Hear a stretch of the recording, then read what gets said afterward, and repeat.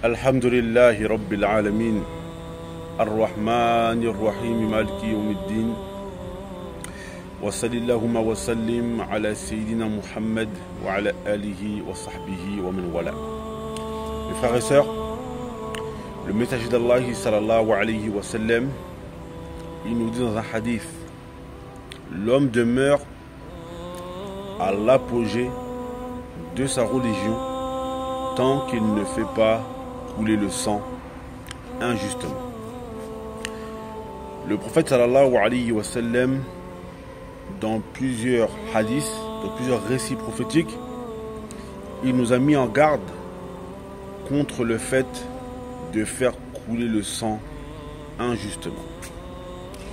Et c'est ainsi que le prophète sallallahu alayhi wa sallam nous a dit que la première des choses sur lesquelles les gens seront jugés entre eux, entre tout ce qui concerne les différends que l'on a eu entre nous les humains, il a dit sallallahu alayhi wa sallam: awwalu ma yuqda bayna an-nas yawm al-qiyamati fi ad-dima.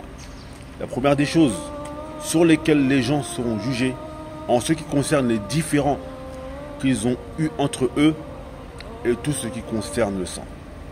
Et c'est pour ça que le musulman, il doit faire très attention et il doit être le dernier lorsqu'il s'agit de faire couler le sang injustement.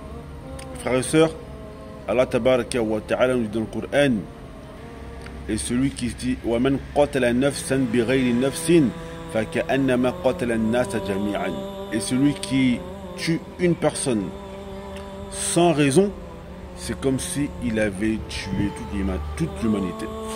Et c'est pour ça que Moussa alayhi salatu wassalam, lorsqu'il a trouvé le copte et la personne qui était de sa tribu en train de se battre, et Moussa il a juste séparé et il a poussé la personne et il a tué cette personne, et après Moussa alayhi salatu wassalam, malgré qu'il est un prophète, il a demandé pardon à Allah tabaraka wa ta'ala.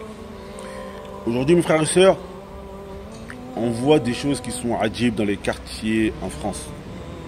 L'un peut ôter la vie de l'autre, ça se trouve qu'ils ont grandi ensemble à cause d'histoires d'honneur, à cause d'histoires d'argent, à cause d'histoires de femmes. En gros, à cause de quoi? À cause de futilité. Et c'est pour ça que le prophète sallallahu alayhi wa sallam nous dit: il viendra un temps, le tueur, il ne saura même pas pourquoi il a tué, et le tué, il ne saura même pas pourquoi il a été tué. Et subhanallah, la plupart de ces gens qui tuent parfois, ce sont des musulmans, et la plupart de ces gens qui sont tués également, parfois, ce sont des musulmans. Le prophète sallallahu alayhi wa sallam nous dit que ce bas monde, il périsse, c'est moins grave que le fait de tuer un musulman.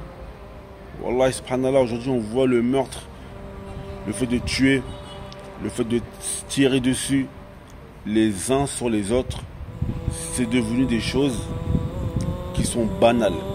Les gens, ils ont plus peur de faire ces choses-là, alors que subhanallah, on va pouvoir rendre des comptes pendant de nombreuses années. Tuer une personne, c'est quelque chose qui est très grave.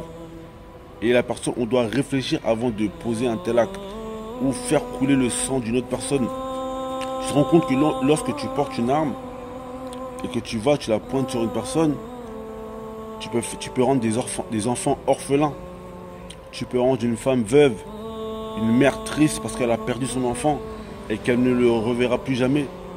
C'est pour ça que ôter la vie d'une autre personne est une chose que toutes les religions sont venues interdire. Donc ça, c'est un rappel pour les petits frères qui sont en France, qui sont encore dans je vais défendre mon honneur, faut que je défende ci, faut que je défende ça. Faites attention, parce que ôter la vie d'une personne, c'est pas un jeu. On demande à Allah azza wa jal de nous préserver de cela. Innahu waliyu zalika wal qadiru alayhi walhamdulillahi rabbil alamin.